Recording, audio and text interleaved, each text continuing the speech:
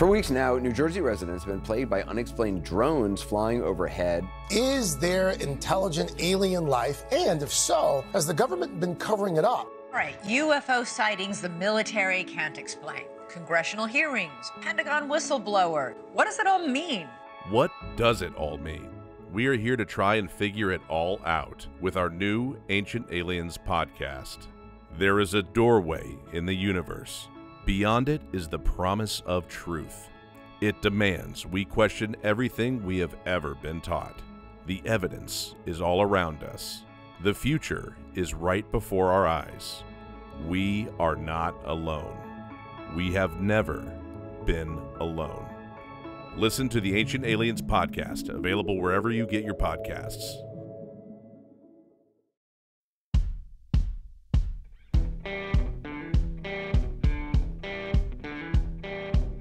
I'm Brett. And I'm Alice. And we are the Prosecutors.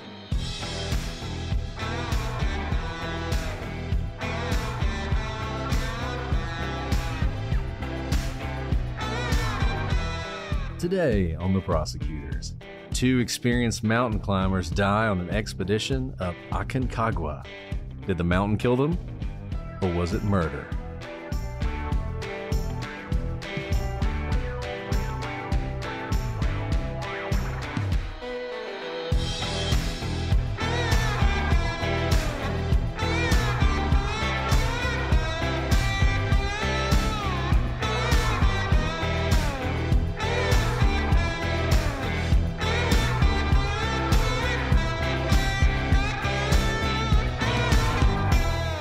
Hello, everybody, and welcome to this episode of The Prosecutors. I'm Brett, and I'm joined, as always, by my muy frija co-host, Alice.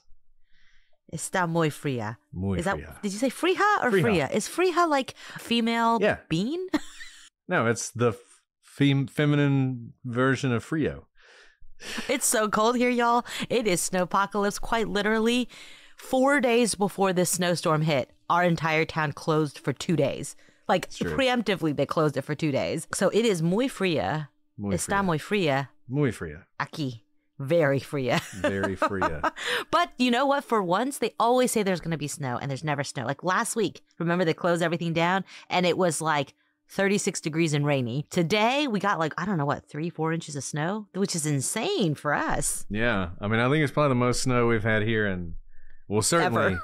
In decades. Yeah. I've never seen it snow certainly here. in decades. I've lived here off and on for Many years. Many years and never seen it snow. And we told You've the kids, lived here way more than I have. enjoy it because you probably won't see it again. But this is appropriate weather for the case we are talking about today, the Aconcagua mystery. And we love mysteries, love mountains. We love mysteries that happen on mountains. And this one has it all. But unlike the other two, we've talked about 2 mountain mysteries, Dyatlov Pass and the Khyber-Daban incident. And I don't think in either one of those, well, I guess Dyatlov Pass, there may be theories about murder, depending on what your theory is. Like maybe you think one of the group went crazy. Maybe you think they were killed by the Mansi. Maybe you think they were killed by the Soviets. I don't think any of those are the mainstream theory, though. I could be wrong. And then in the other case, I don't think anybody thinks it was murder. But this case is one that a lot of people think might just be a case of murder on the summit of a mountain. Look, I'm not a mountaineer. I know a lot of people get lots of highs from climbing mountains, but I think the the Dyatlov Pass and this case alone have made me not want to climb a mountain ever in my life, because that's got to be the worst thing.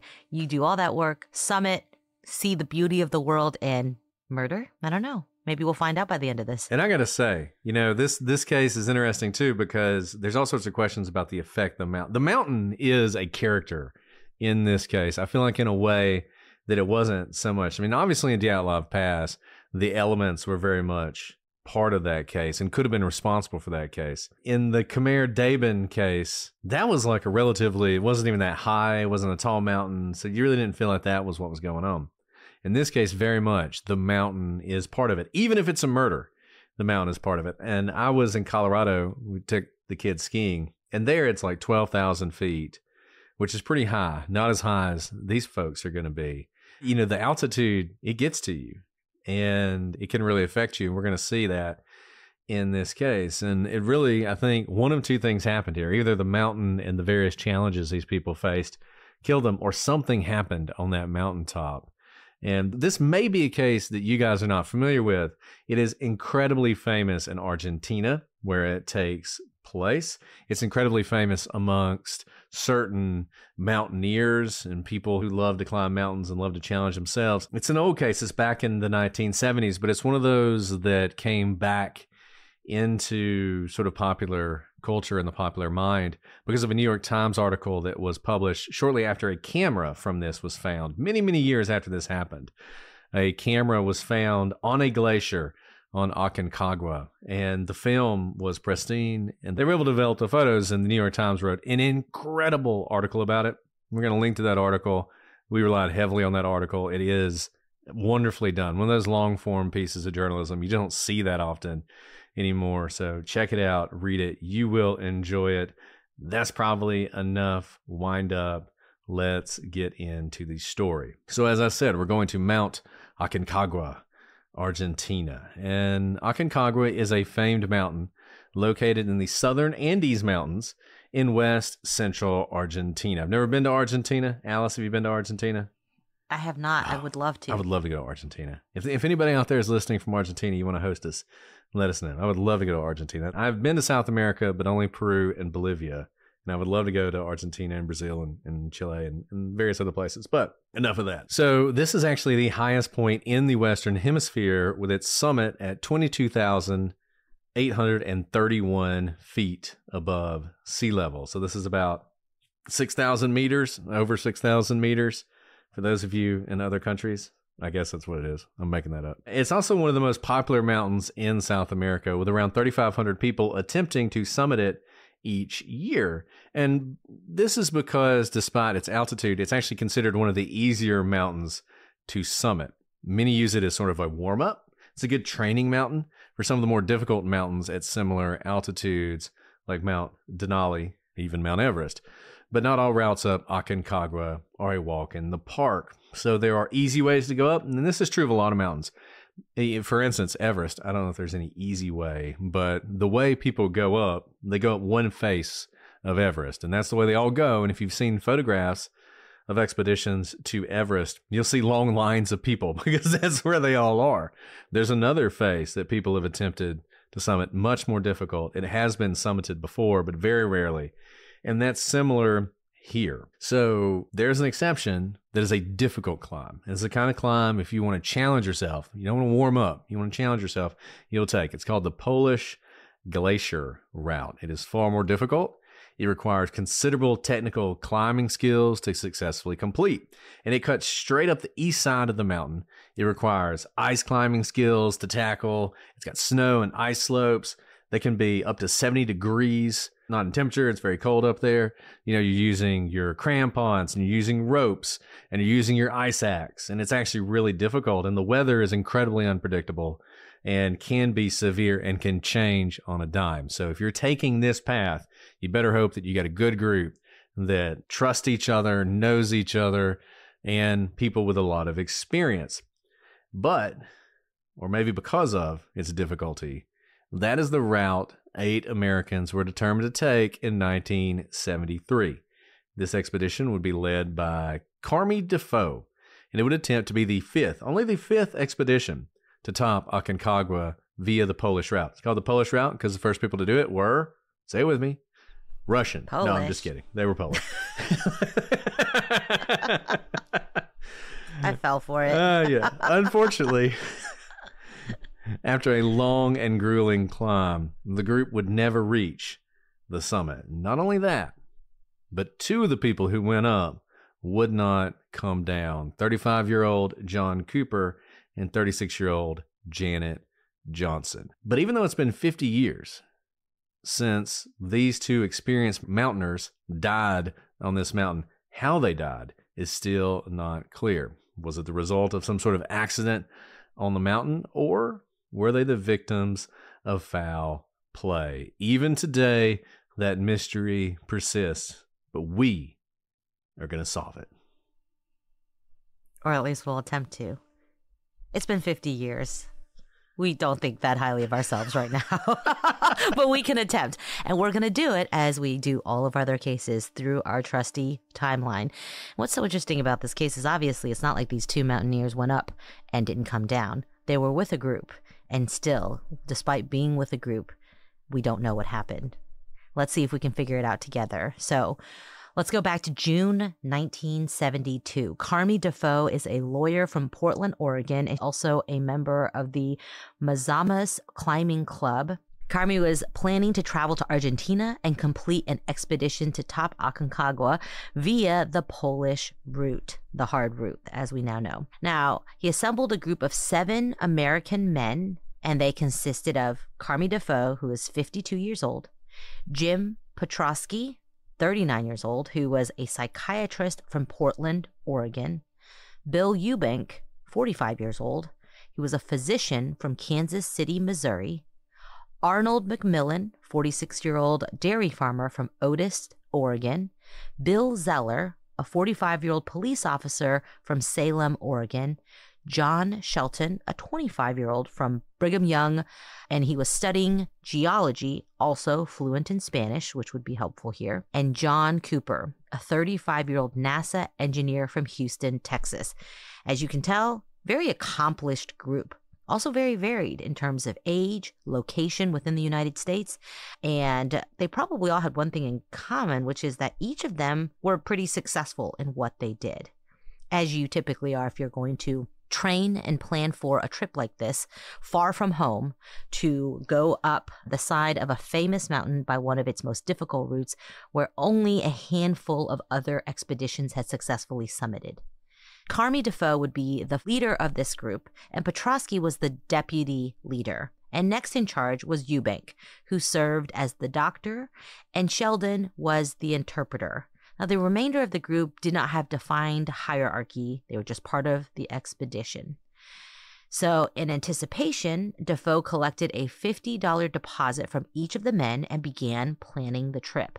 He secured a guide who was Miguel Alfonso, who had been to the summit 5 times and via the Polish route once.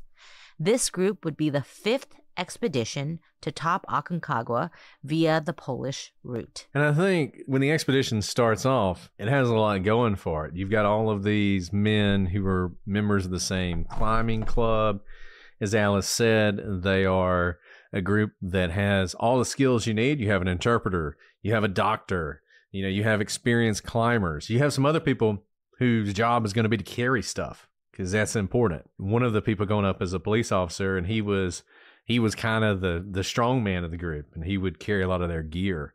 And this is a really good group, and you would think they would have a really good chance of making it to the top. Mountaineering is one of those things where it's hard to do it alone. I mean, people do it, and people summit mountains alone all the time. Those people tend to be the very best.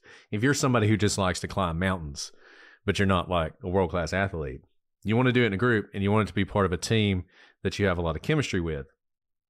And they started off that way, but they're going to make a decision, and it's unclear why they made this decision, frankly. And you read a bunch of stuff, and it's just a little unusual. It's kind of like Zolotarov with the Outlaws Pass. They add someone at the very end. In November 1972, Defoe says they're going to have another member added to their crew, 36-year-old Janet Johnson, who's a teacher from Denver, Colorado. Now, they didn't really know her. A lot of these people are from Oregon, but she was probably the most experienced climber in the group. I think that was one of the reasons they wanted to take her. Obviously, she's the only woman. By the age of 30, she had become one of the first 20 women to climb to the summits of Colorado's 14ers. There are 50 mountains in Colorado that exceed 14,000 feet, and she had climbed them all. Her expeditions and her photographs were often featured in Trail and Timberline magazine. She was an excellent photographer. And if you see the photos from this expedition, you know that. And I wonder if that was part of it. If they thought, we'll have her, she'll document the trip, and it'll elevate it, and maybe we can get into these magazines. She also was someone who had climbed peaks around the world. This is what she did. This is what she was into. She was gay, and that's important because, according to her sister, she didn't have a lot of friends. When she came out to her parents, their reaction was very negative, and her response was to kind of go into herself and to become a very introverted person and someone who did a lot of challenges on her own. And so she would climb these mountains, but she wasn't really a team player. She becomes part of this team, and that introversion is going to be something that the team members notice. And it's going to be something that starts to create some friction, not because of her sexuality, but because of sort of her personality that has kind of grown out of that. And you're going to see that as we move forward in this case. So January 19th, 1973, the climbers arrive in Argentina. You might think, man, they're going to climb a mountain in the middle of winter. No, in Argentina, it's actually summer. So this is the perfect time to climb the mountain. And they were greeted by reporters at the Nutubera Hotel in Mendoza's city center. And this is one of those things where this was kind of a big deal. They're going to do this thing that's only been done 4 times before. There are a bunch of Americans. There's some buzz about this. So you have these reporters show up. And what's interesting is one of the reporters, Rafael Moran, he was a reporter from Los Andes, which is a daily newspaper in Mendoza. He's interviewing the mountaineers near the pool, and he taps into something that we've been hinting at that is going to become important. He has this feeling about the group. They're not the kind of all-in-it-together group that you expect to see from some mountaineers who are going to try a really difficult climb. They are not friendly. They are not chummy. In fact, it seems like they are disconnected from one another and not really prepared for the serious task of climbing Aconcagua. And this is not him looking back with 2020 hindsight. While he's there, he actually whispers to the photographer, take each of their pictures today. I don't think they're all coming back. Whew. That's very prescient of him, but also remember, he interviews these people. He's probably covered a couple stories of people who've summited. And so there's a camaraderie he's seen in other groups as well that he sees lacking here. But the fact that he had this like premonition that this lack of connectivity in the group would lead to death ultimately is one of those kind of hair-raising details about this case that, like you said, isn't looking back 2020, but is something that he almost foresees based on the interactions, which just tells you that, you know, he doesn't know these individual people. So their disconnection from each other must have been somewhat obvious, right? You can see certain groups when they jive. If you've ever been part of a group, you know, I ran like one of those Ragnar races, which is one of those, you know, overnight races where relay where you tap in and out and you have a van and the rest of your team is going with, and you see those groups kind of form and there's usually so much hubbub. You're about to do something historic, right? You're about to summit this mountain 4 times before only have ever accomplished. There's usually a buzz and an excitement, and that's what bonds you. And I can imagine that that's lacking here despite kind of the historic nature of what's about to happen. And so that puts us right there with them. On January 20th, 1973, the group, along with their mules, hiked 25 miles to Casa de Piedra, which was a stone house at the confluence of the Vacas and Relinchos rivers. Isn't that crazy? They're already hiking 25 miles before they even start the summit. So this is a very demanding trail. And in a diary entry from this day, John Cooper wrote that Eubank, who was the doctor of the group, was already sick. Not a great sign of things to come. Obviously, these trips, getting from the United States all the way to Argentina, is a taxing trip in and of itself. Change in culture, change in food, change in temperature and altitude, and then the exertion. Anyone, if your immune system is slightly down, you can see how you can get sick. But this is a bad way to start a very difficult climb. The next day, on January 21st, 1973, the group reaches base camp, which is at 13,500 feet of elevation, and the group's guide, Miguel Alfonso, hired a 25-year-old climber and student named Roberto Bustos to manage the base camp. Now, in that New York Times article we talked about, Bustos offered the following commentary about the group, who he was also just meeting for the first time. Bustos recalled his early impression of the group. A lot of high-quality gear, but an unsettling dynamic. There was no group attitude, Bustos said. I was thinking, oh, I am on my own. Everyone has to take care of himself. In my opinion, they weren't ready for such a strange and big mountain as Aconcagua.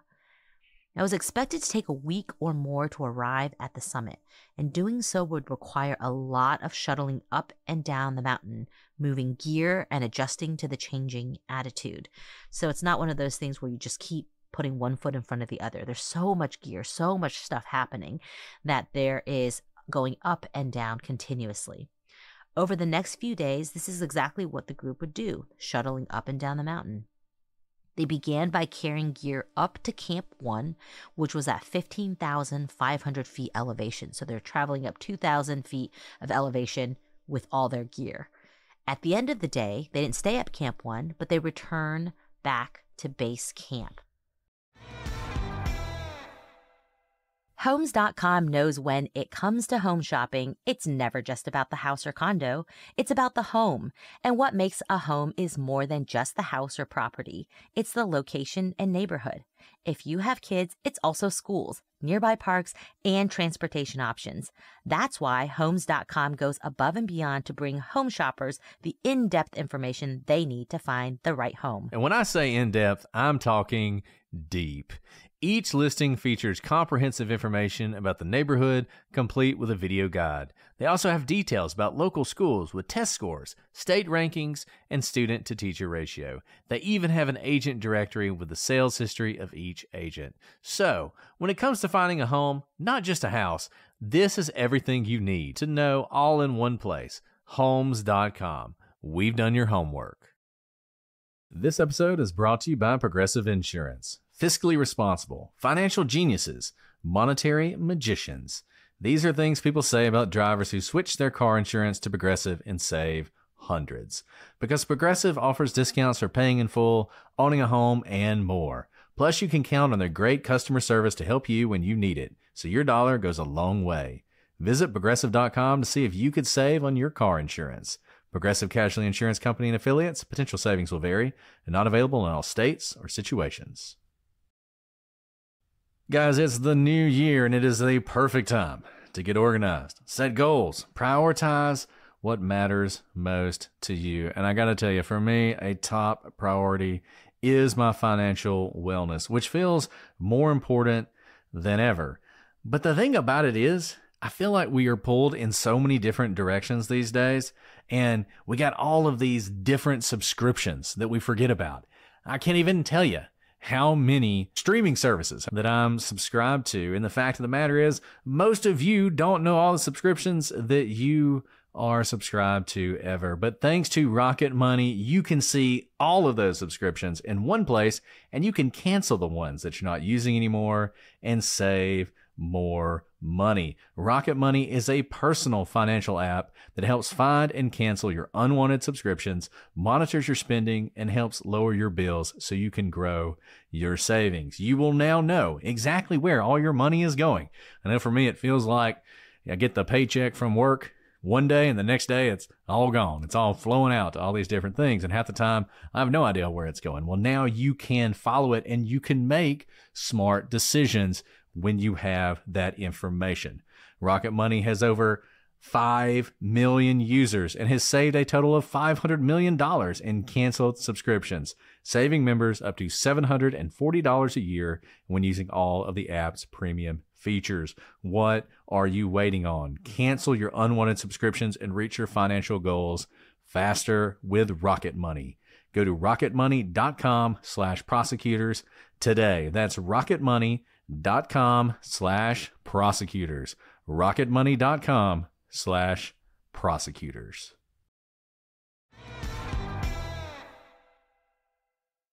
And yeah, I mean, this is some really tough stuff. Like, I don't claim to be in shape at all, but you got to be in good shape to be able to do this. 13,500 feet. Like I said, I was skiing. We were at 12,000 feet, and, you know, walking up the stairs, I would have to like take a break and rest, right? Because the air is just thinner, you know, and these were experienced people But as we noted, the doctor's already getting sick. And altitude sickness is one of those things that can strike even experienced people. Even people who've done this before, even people who are used to it. It can just happen. Who knows why? You were just a little bit off when you started, and your body never quite catches up. And a lot of times, the altitude sickness, and particularly if it's bad, the only way to recover is to go down. You can't, it's not like, well, if I stay here long enough, my body will catch up. Like, you just have to go down, and that's really the only thing you can do. And they already have the doctor who's sick, and they're going up and down. I mean, just imagine how much work they're doing. They're lugging this stuff up 2,000 feet and then coming back down and doing it again, right? This is tough. And by January 27th, it's starting to take its toll.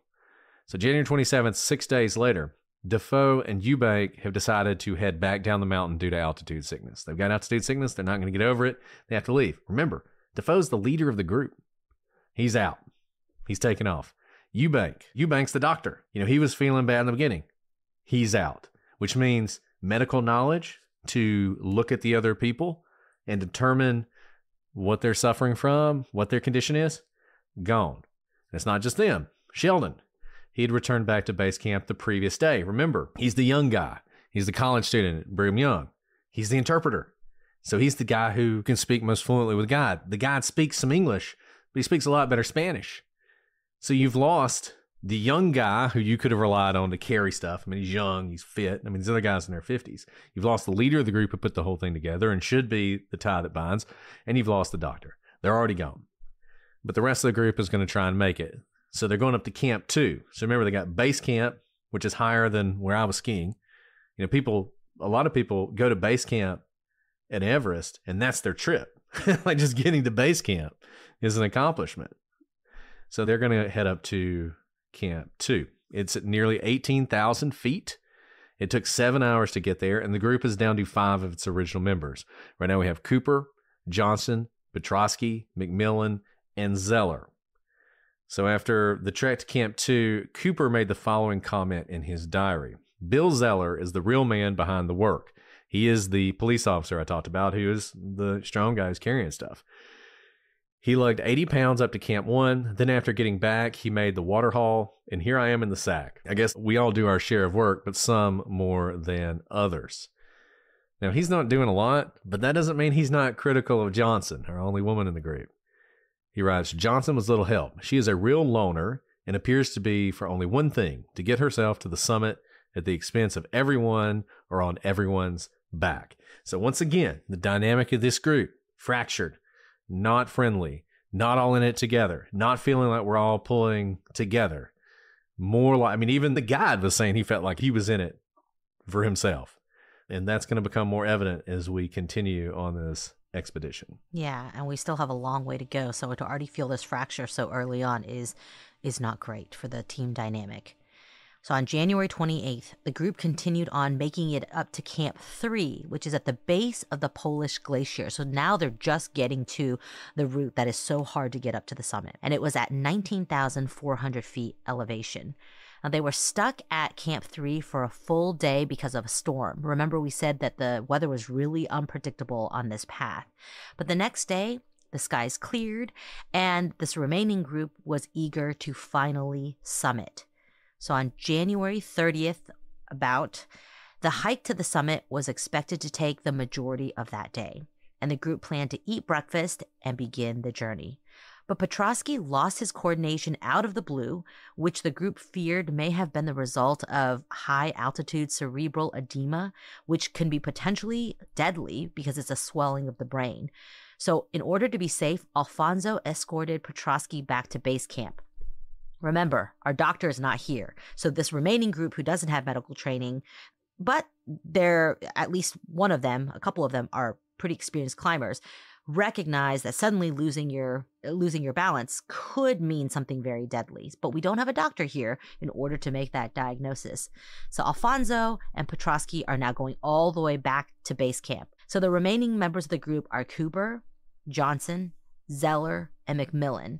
They decide to continue on despite the fact that the group was 50% smaller than when they began, and they had never climbed to this elevation before, and these four really hardly knew each other at all. And I just want to point out, the guide is the one taking Petrosky back. So the one guy who's done this before, the one guy who knows the mountain, he's now gone too. The guy that you would think everybody would look to, right? I mean, you've lost your leader, but maybe just the experience would be enough that he is sort of the de facto leader. If he says do it, we're going to do it because he knows what he's doing. He's gone too. So you got these 4 jokers from America doing something they've never done before in a situation that is really dangerous, trying to make the summit of this mountain. And like we said, this is not going to be easy whatsoever, but they decide to forge on. By the time it got dark, the group still had not made it to the summit. And at about 21,000 feet, they dug the small snow cave on the glacier with their ice axes so they could rest for the night. So they're not at a camp. They're in the elements. They had no sleeping bags, really nothing with them, because the goal, and really what they were supposed to do, was to reach the summit that day. The night, as you can imagine, was incredibly rough. It was cramped and uncomfortable in this makeshift cave that they had dug out with their own pickaxes. And so Johnson and Zeller sat outside, shivering in the freezing temperatures. The wind continually blew snow into the cave, covering Cooper with snow and bearing his legs. So I don't know about you, Brett, but we have 4 people. Everyone's working hard to pick away at this little cave, but 2 out of the 4 people end up having to sit outside. Doesn't sound like it's much warmer in the cave, but already I don't know that I'd feel so great if I was the one who had to sit outside in the middle of this snowstorm after being exhausted all day. And look, if there's one thing we've learned from Dyatlov Pass, it's don't camp on the side of a mountain, right?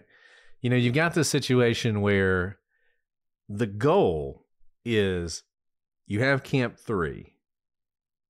The goal is to get from there to the summit. That's what you're trying to do.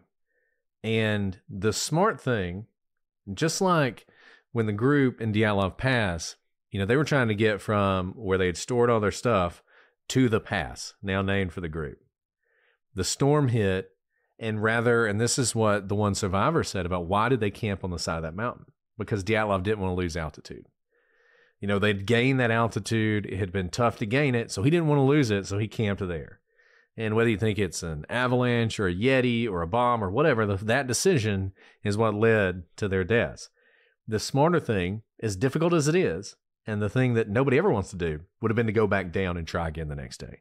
And that's what they should have done here. They should have gone back down, spent the night at Camp 3, and then try the summit the next day. Instead, they do this middle ground where they're trying to dig a cave into the side of the mountain. It provides almost no actual shelter. So think about what they're going through. They're at a higher altitude, so they're getting less oxygen. You know, they're burning all this energy that they didn't necessarily have, trying to keep themselves warm. They're not getting any rest. Cooper's covered in snow. Like, the whole thing is a mess, right? But they're going to try and continue on. So the next morning, it's January 31st, 1973. And it's morning, and Cooper, you know, you can tell from what he was writing in his diary, he was getting increasingly unhappy about this whole thing. He's going to call it. Now, Cooper, you know, it's interesting that he's the one who says, I am done with this. Because Cooper was described by his friends as a bit of a cowboy. He worked for NASA. He was one of ground control for all the lunar landings, one of the main guys. People described him as more like an astronaut than a ground control guy because he was he was just a bold guy, right? He's the kind of guy who climbs mountains. But he is admitting defeat and saying, I'm getting out of here, right? And he decides he's going to go back down to the mountain, back to Camp 3. It's about 2 hours back to Camp 3. And he's like, okay, guys, I'm heading back. None of the remaining members, they don't have any issue with him going, but they also are going to let him go alone. You know, and I think this goes back to the group dynamic, right? A situation, a dangerous mountain, a group of people, they're supposed to all be in this together. They got a guy who obviously is suffering. He wants to head back down the mountain. And the other 3, rather than say, you know what, we'll go with you, or one of them saying, you know what, I'll go with you to make sure you make it, or like, all right, see you later. Good luck making it back down the mountain. It's only 2 hours. I'm sure you'll be fine. Right? That's their position. And so they send this guy down by himself. So he heads back down by himself. Now the group is down to 3 members, Zeller, McMillan, and Johnson. So they're trying to make their way up the Polish glacier. They're trying to reach the summit. But by the time they get to a little ridge that is sort of your midpoint, once you get there, you can head right up to the summit. By the time they get there, once again, it has been such a difficult trip that night is falling. The snow at this point is waist deep. So they've been taking turns, one person walking in front and sort of cutting a path through the snow and then falling back to the back. And the next person has to cut the path through the snow because it's so grueling to try and do this. And so resting at this point is not really an option. They've been taking these turns, but it's just, they can see it. It's right there. The summit is right there, and they want to make it to the top. And you can imagine, I mean, obviously we're hearing about the story after the fact, but you can imagine this is the value of having an experienced guide, Alfonso, right? Because even though we can see it, even though Camp 3 is 2 hours away, those distances mean very different things when you're in such extreme conditions. I mean, this seems just incredibly foolhardy to be going, but in some ways they might be thinking, what options do we have? And we've already come so far. But you can imagine Alfonso, maybe if he was there, would say like, it may look close, but in where we are right now, this is much too dangerous to keep going. But all we have really are 3 people who barely know each other, who already bid farewell to another member of their group and said, good luck on your own. In a lot of ways, this is a recipe, so many recipes for disaster, but we are truly the blind leading the blind here. And obviously, another thing to remember here is the possible presence of unreliable narrators, because we have 4 people left in this group trying to make it to the top. 2 of them are never going to come home. The other 2 are going to make it. And we're hearing from those 2 what happened. So remember that as we move forward. But so, back to the group dynamic and how they're really taking care of each other. They're doing all this thing. They're walking up the snow, and they see the summit. And they're like, okay, we really need to go. We can make it. And the 2 guys turn around, and Janet Johnson's gone. They have no idea where she went. They just know they can't see her. They have somehow lost her as they are making their way up this mountain. So according to them, they call out to her like, hey, where are you? But they get no response. So they start looking for her to see if they can find her. And they find her axe. They don't find her. So they're going to take this, I guess, as a good sign because it means she's probably nearby, though it's obviously not good that she doesn't have her axe anymore.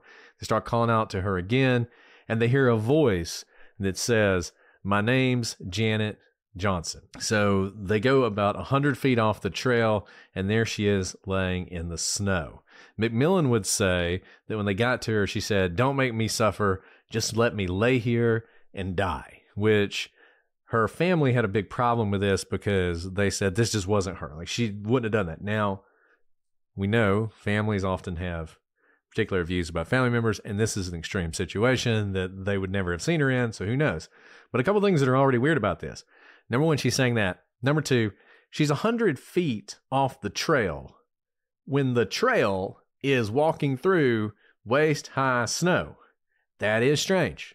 And I think it says something, at least, to sort of what's going on in the minds of these people and the effect that altitude and the lack of oxygen may be having on all of them. Especially when, remember, she is not the one picking her way through the trail. So presumably, if the 2 men are in front of her taking turns breaking the trail, she's supposed to be able to follow in the trail. So to go off the trail that is incredibly difficult to break and to go off in waist-deep snow is a very counterintuitive thing to be doing, which is, in some senses, very unreasonable.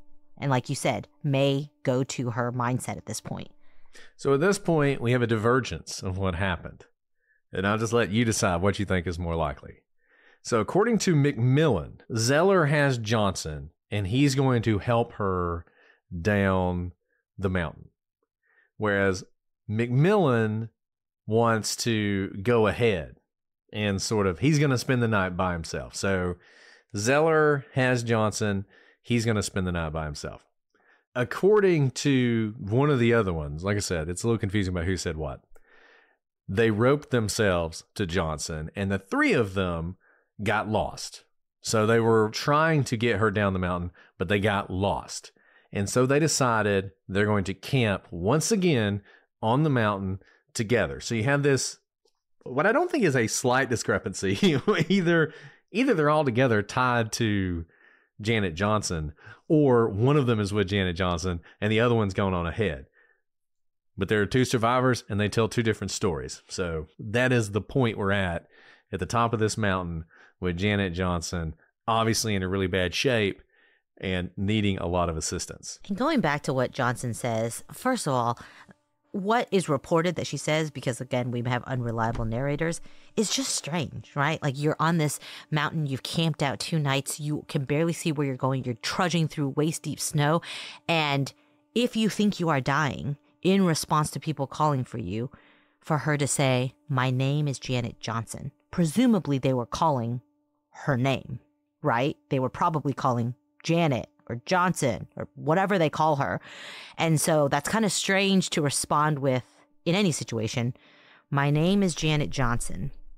And then what we know of her is that she is one of these, rare women at this time who have summited lots of very, very, very difficult mountains, both in Colorado, but also around the world. She seems to be the least likely of the remaining 3 to say something along the lines of, "Just let me lay here and die," because she's done hard things before, right? This is going to be one of the hardest things she's ever done, of course, but she's not new at this. This is something that she does and is good at. So those things strike me as very strange. We don't know if she really said that, but that's been reported what she says. Whatever it is, it just seems like a strange conversation that they are having. So 3 nights of camping out in the elements. February 1st, the next morning, Johnson was unable to stand and her hands were swollen and black. Not a good sign, of course. So according to Macmillan, they anchored her from 3 different directions so that they could hold her standing up and led her to a crevasse. Now, this is really bad, right? I'm no doctor, but I think if your hands are turning black, it probably means hypothermia, and they have been out in the elements for a very, very long time without being at a camp, with sleeping bags, with tents, anything. So they went back to the cave that they had spent the night in a couple days prior at the 21,000 feet. I'm surprised they were able to find it, frankly. And they set off a flare gun that they had at the cave, but apparently no one heard or saw it. According to the 2 surviving men, Johnson's condition was improving at this point, although I'm unsure how it can improve because they don't have anything to help her. They don't have medical supplies. They don't have a fire going. They had the flare gun. That's not going to give off much heat. They're a little bit out of the elements in the cave, I suppose, but this is not like they've made it to camp where there's a warm bed, dry clothes, and blankets, warm soup. Nothing like that. So again, back to the unreliable narrator, I'm not sure how her conditions could be improving if her hands were, say, black. Now, they decided it would be best for Macmillan to head back down the mountain, following the same route that they had set Cooper on a couple days earlier. Hope he made it. And good luck to you, Macmillan. Along the way, Macmillan said that he lost his axe and slid 1,000 feet down the glacier head first, which landed him with a black eye. If all he got was a black eye and a lost axe, fantastic. Truly. I don't know if you've slid down a glacier before.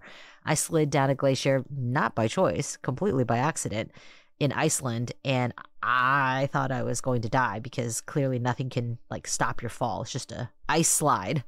Well, let's take a moment to stop here for a second. Think about this. It's awfully convenient that he just so happened to slide down a mountain where he lost his ice axe. That's not going to become important later. And, that black eye I have. Well, I mean, obviously I fell down the mountain. Nobody punched me in the eye, for instance, in a fight that we had on the summit that may or may not have resulted in 2 people dying. No, I fell down. I fell down the mountain. That's how it happened. I mean, he may very well have fallen down the mountain. That seems like something that's possible. But it is also somewhat convenient that this happens to him and results in him losing his ice axe and getting the black eye.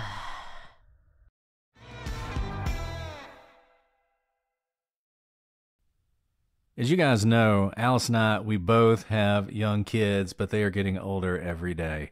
And we just had Christmas a couple months ago, and my daughter, who is not, in my mind at least, old enough to even be thinking about these things, wanted one of those watches that does everything. She grew up in a world where everything is connected, where you can have everything just at the tip of your fingers. But we also know that's dangerous. We know about the things that are out there. We know about the predators. We know about the content that we don't want our kids accessing. And that's where Gab comes in. You can finally get your kids one of those devices without all the risk. Gab is the leader in safe phones and watches for kids, teens, and tweens. With no social media apps, no internet browser, and GPS tracking, Gab devices are built specifically to keep kids and teens safely connected. And it still has the tech that kids want. So they're going to use this device. It has the Gab Music app, which lets kids stream clean music. For older kids, there's the Gab Phone 4 Pro, with hundreds of screened third-party apps that can only be installed when parents say so. And kids get unlimited talk and text with Gab Messenger, which means you can stay in contact with your kids while knowing that they're safe. And Gab Messenger blocks high-risk messages and content with nudity from ever reaching your child's phone in the first place. This is something you want to check out. I can't recommend Gab enough. It is the most responsible way that I've found for parents and kids to embrace technology together. And you know what? The watch even has a focus mode, and that lets you help your kids focus during school hours by limiting what they can do on their watch. This is something you need to check out. Protecting your kids has never been easier. For the best deals, sign up to Gab today. No contract required at gab.com/prosecutors. And that's Gab, GABB.com/prosecutors. Gab.com/prosecutors. Terms and conditions apply. It had started warming up here, but all of a sudden it's cold again. Winter has not released its grip. And I gotta tell you, when it's cold in these winter months, there is no better combination for a cozy night than good company and even better wine. You know I love wine.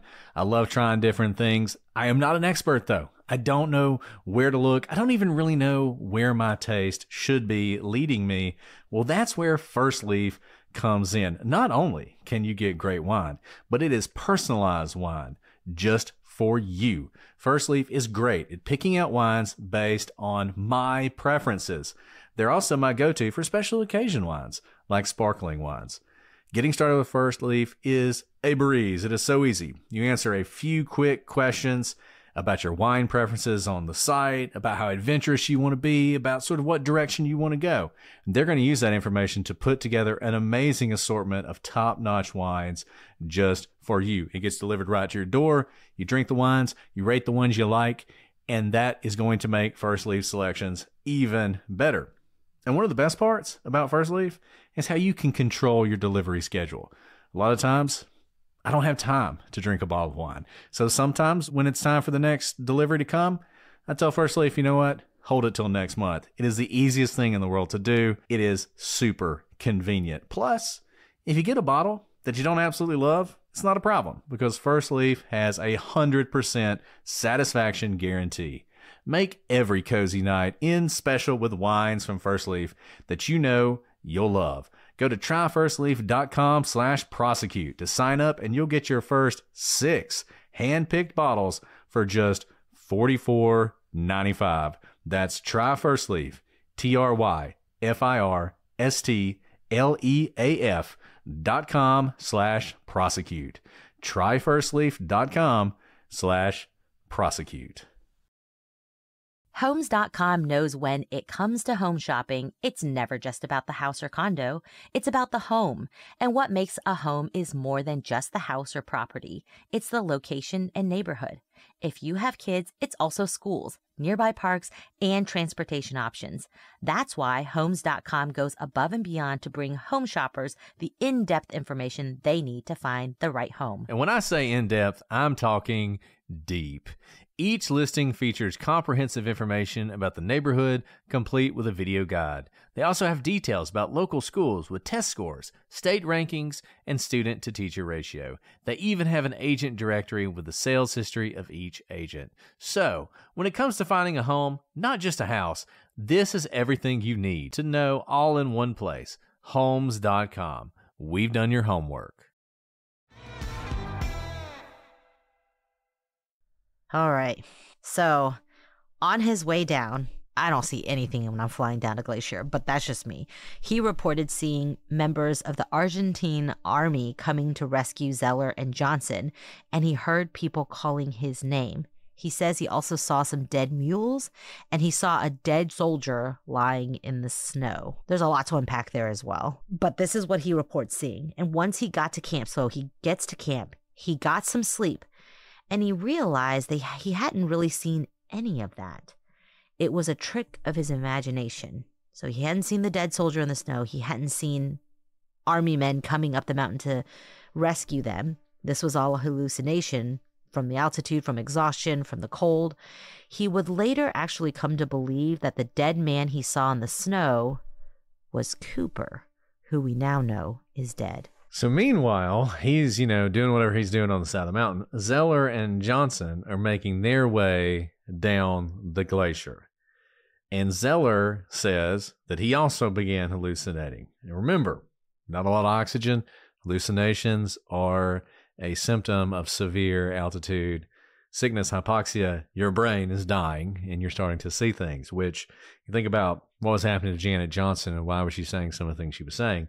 It may be because she was also, and in fact, almost certainly was, in the throes of this same problem. And he would later report seeing construction trucks working near the summit. So in his mind, there are, bulldozers and excavators and dump trucks rolling around the top of this mountain, I guess building a road or something. He's seeing that, and he's hearing voices that are calling out to him, and he's hearing rescuers who were not there. So he clearly is not in a great place, and he's the one responsible for taking Janet Johnson down this glacier. And as he and Johnson are making their way down the glacier, they also take a fall. They go tumbling down, and it results in him breaking his glasses and cutting his face some. I think he says the same thing happens to Janet. Once again, could be exactly what happened here, but is something, if you were thinking there's foul play here, that is convenient to explain the kind of things you might see in some sort of altercation. You have cuts to your face, your glasses are broken. How'd that happen? Oh, your buddy's got a black eye. How did all this happen? Well, we fell down the mountain. And when we fell down the mountain, this happened. And being mountaineers, they would know these are fairly common injuries. So it is certainly possible, if not likely, that that's exactly what happened, is they both fell down the mountain and this happened. But given what we're facing, you have to keep in the back of your mind that this is also very convenient for what we are going to see as they continue to progress down. So he also says that when they fail, he had been tied to Janet. They were tied together. When they fell, they became untethered. So this tie broke. So he gets up. They fall all the way down this mountain. He gets up to look for Janet. Where'd she go?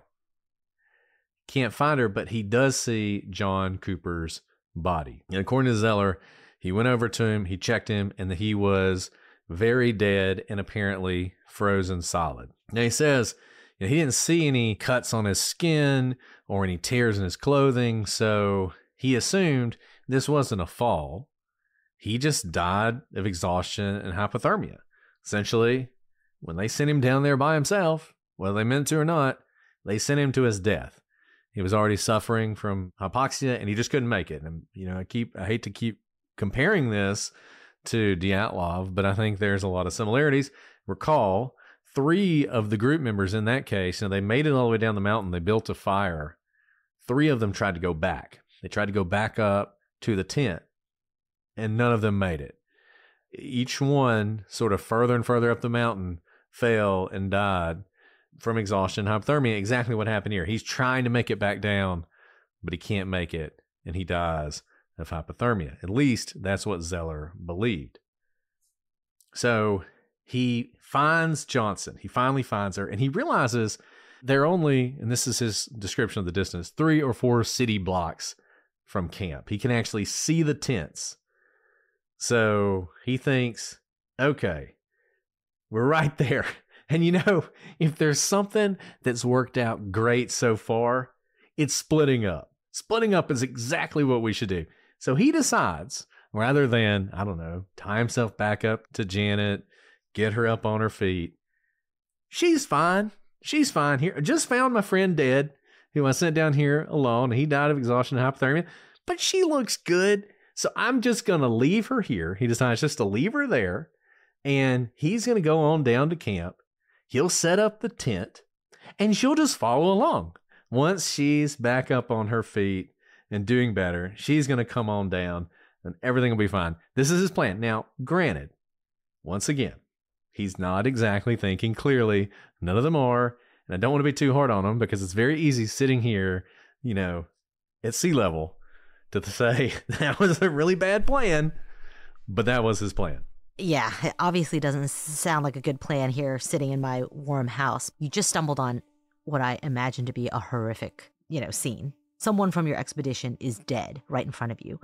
And he might be thinking, this is me if I try to stay with Janet. So I'm just going to go ahead. You're never supposed to do that. And if that's what you're thinking, I can't imagine you'd ever tell anyone that, especially when we know Janet's not going to make it. But obviously, people are not thinking clearly here. We see construction trucks. We see Argentine army men. Obviously, there's probably some hallucination happening, and no one is doing well, especially after having spent multiple days out in the elements camping with no camping gear. But that's another narrative that I don't think we would ever hear from him, if indeed. And it would be completely like a human nature response to seeing someone dead in front of you from the elements, in the very elements that you are just barely escaping. But whatever it is, Zeller leaves Janet behind, and he got to camp about 3 hours after McMillan, and so Zeller and McMillan are reunited at Camp 3. They both decide to get some sleep, but when they woke in the morning, Janet was nowhere to be found, which is not surprising. So at this point, after they've gotten warmed up, gotten some sleep, Zeller and McMillan decide to head down the mountain without her, which is kind of interesting because at that point, if they woke up, I would think once you've had some rest, gotten out of the elements, you would think, whoa, she never came in. Let's go look for her. But that's not their intuition. They decide to just continue down the mountain away from dead Cooper and Janet, who continues to be out in the elements, who has blackened hands. And look, I don't know if any of y'all have ever climbed a mountain. I certainly have not, so I am not speaking from experience. But there is someone in the chat just said savage, and savage is a great word. There is sort of a savage morality about mountain climbing. And they talk about this sometimes in Everest, that people climb this mountain. You reach a point on Everest where if something happens to you, you are going to die and no one can help you. And if they try to help you, they're going to die too. And it leads to these very callous things. The stories you'll hear about, somebody who was on the trail, because this trail, everybody takes it. And so you pass dead bodies on the way. In fact, dead bodies become markers. Once you reach that dead body, there was one called Green Boots that was very famous. And reach Green Boots, take a ride at Green Boots, right? And there's stories of people dying on the side of this trail, and these mountain climbers are just passing them, heading up to the summit because they just have to keep going, and just sort of the cruelty of that you're just well, that's too bad for that person heading on up to the summit so I can take my selfie, right? Because they can't do anything. They can't actually help them. And this is a situation where, I wonder what's going on here. Is this just part of that sort of savage morality, just this code that everybody knows? There is a point where I can't save you, or if I try and save you, I'm only going to lose my own life. So these guys, when they leave, they are leaving her to die. If she's not dead already, they're leaving her to die. They have to know that. They're not going to get down to base camp and she's going to be there drinking tea. When they decide to head down, she is dead. They are deciding she's dead. Now, they may think she's already dead. They've already made some decisions, which I think partially could be their minds are clouded, but also could have been just pure physical exhaustion. It's easy, once again, to criticize them for literally getting to camp. She's not there, and they decide to go to sleep. But I think this probably was, arguably at least, defend them too much, but arguably just they are so exhausted they could not go back up, even if it was only a couple city blocks, which is what he says. They could not go back up to get her. They were physically unable, and if they had tried to do that, they would have died.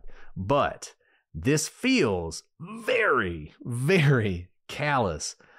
Everything they've done really for the past couple days. And one more thing to note.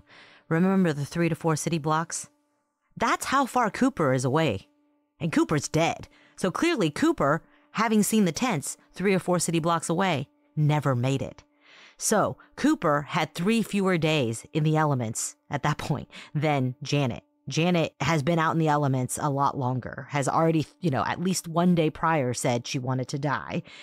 And they've taken these tumbles down the mountain, which, further injure you and exhaust you.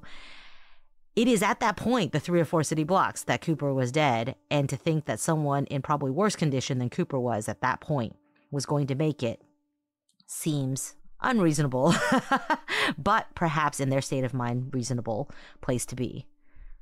Well, we're not the only ones thinking this is strange, because when the 2 men make it to the base of the mountain, they, as well as Alfonso, the guide who had gone down much earlier, never went up to the summit with them. They were held for questioning by the Argentinian police, and the police were looking into the possibility of manslaughter.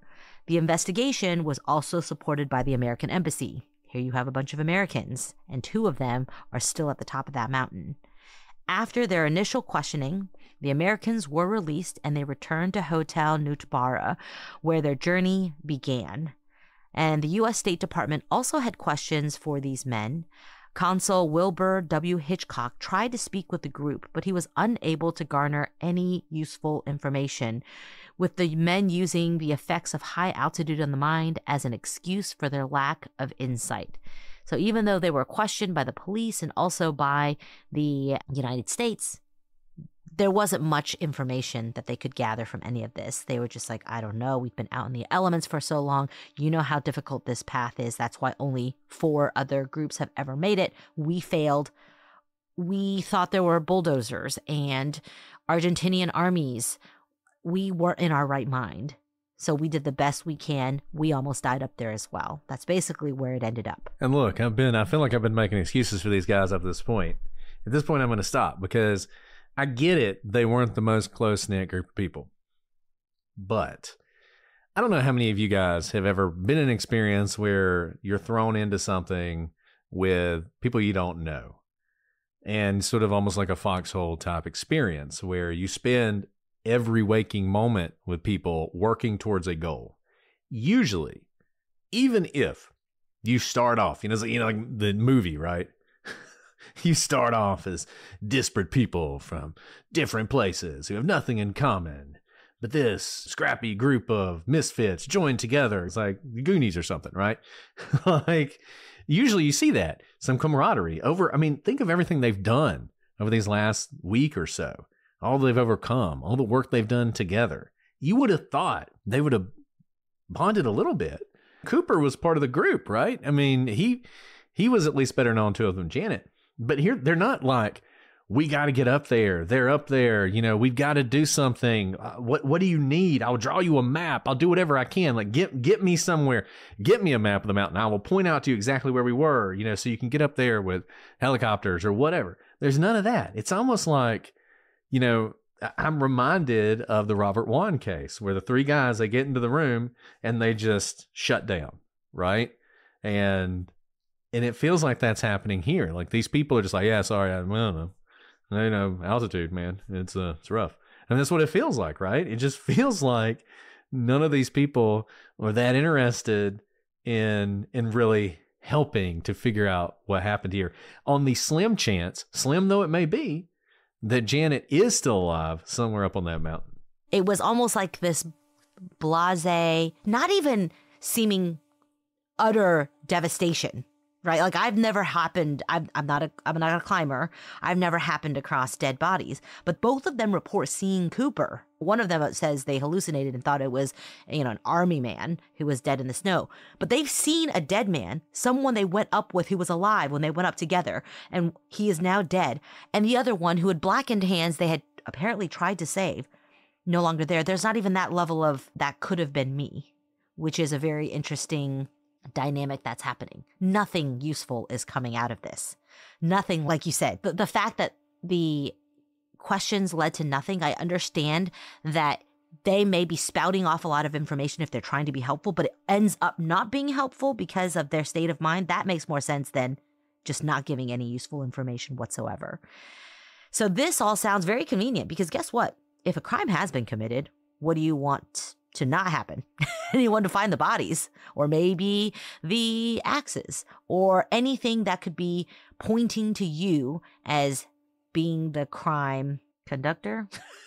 I've lost it. I've lost the stream of consciousness, but you can see why they may not want to help if they are being questioned for a crime. And immediately, it's not like later on, immediately as soon as they get to camp, that's when the questions start because they wonder if a crime has been committed. Not years down the road comparing different kind of testimonies.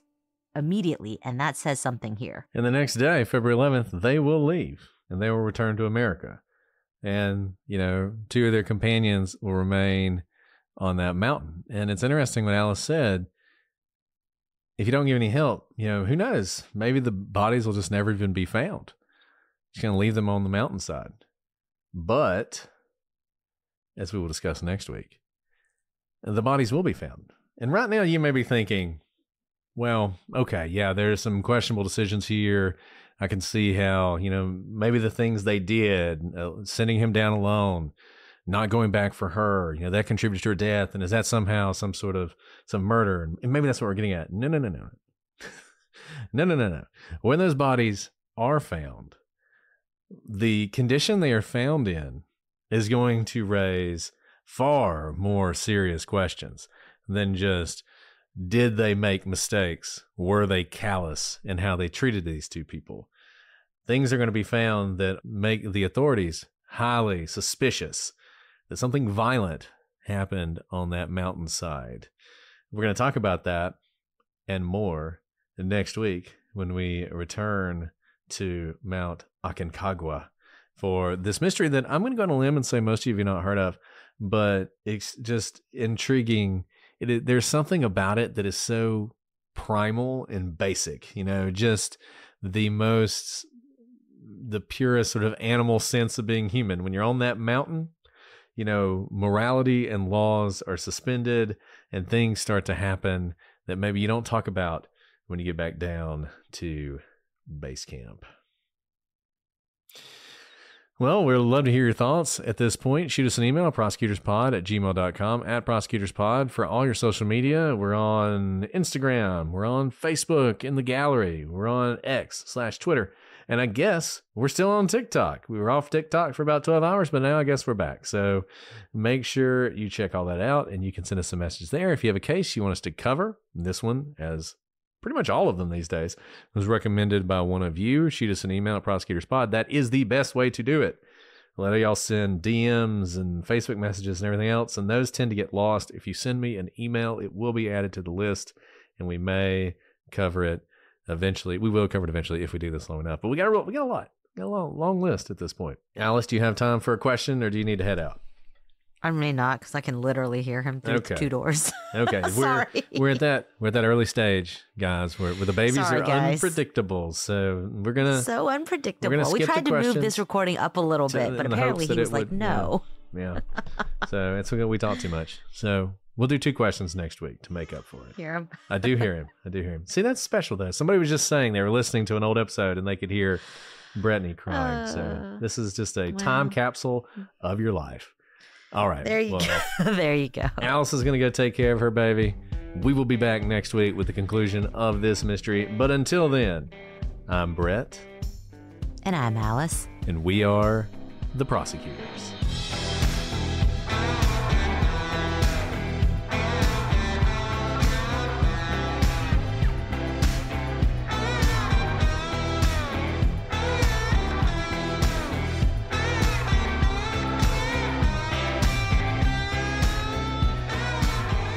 Today on The Prosecutors, 2 experienced mountain climbers die on an expedition up Aconcagua. Did the mountain kill them, or was it murder? See how I nailed that mountain name? Aconcagua. That was real good. Aconcagua. I was trying not to laugh so that it didn't get messed up. Aconcagua. All right. Look at you. Look at me. Here we go. Carmi began to work on a plan to travel to Argentina and complete an expedition to top Aconcagua. Did I say that right? Killed it, Alice. You killed it. It got stuck right here.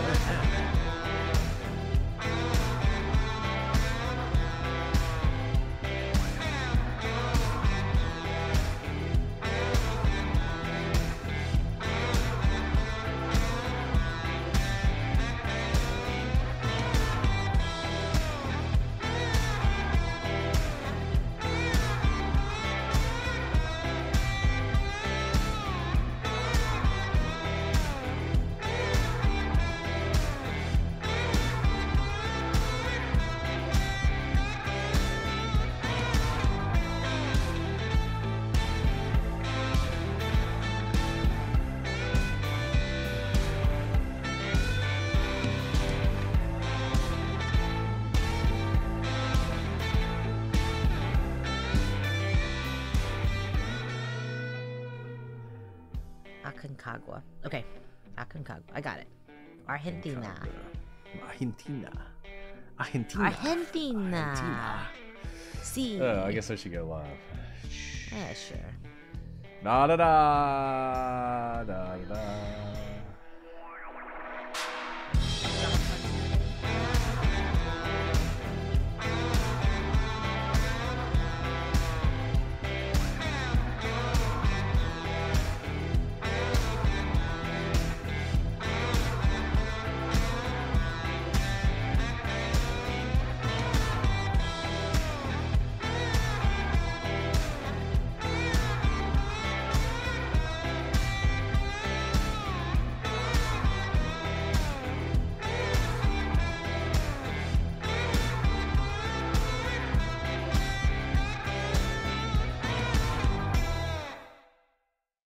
At Pluto TV, we're celebrating Black History Month with our curated collection of Black content, all streaming for free. Find groundbreaking films, including Selma, Django Unchained, Ali, and Coach Carter. You have an incredible gift up here. Gripping series like Power and The Game, next-level comedies, music video channels, and more. Brilliant Black entertainment, intentionally curated, and all free. This month and always on Pluto TV. Stream now, pay never.